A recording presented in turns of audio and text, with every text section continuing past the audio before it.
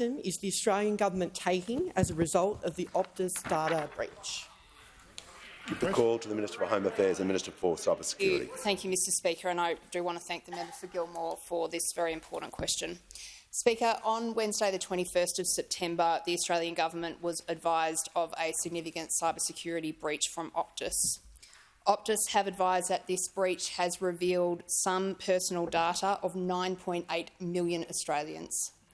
Of those 2.8 million Australians, significant amounts of personal data has been taken.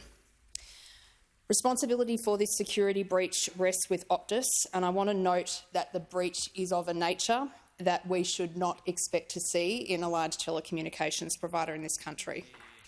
Very substantial support has been provided by the Australian government, and I want to credit the work of the Australian Signals Directorate, the Australian Cyber Security Centre and the Australian Federal Police in that support.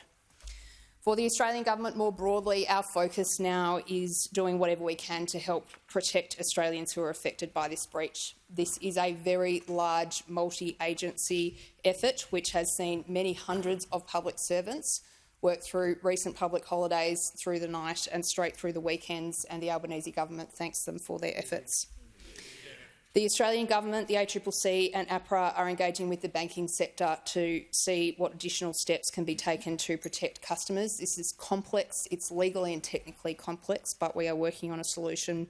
We will also be providing additional protections on government platforms such as MyGov.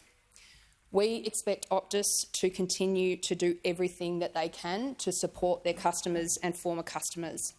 One way that they can do this is providing free credit monitoring to impacted customers. This will help protect those customers against identity theft, and I call on Optus to make that commitment today. Put yourself in the shoes of an Optus customer. You might be one of the member for Gilmore's constituents living in Bateman Bay or Nowra.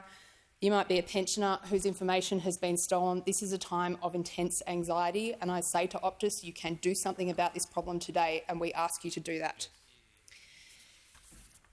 A very substantial reform task is going to emerge from a breach of this scale and size, and there's a number of policy issues that I think the public will soon become quite aware of.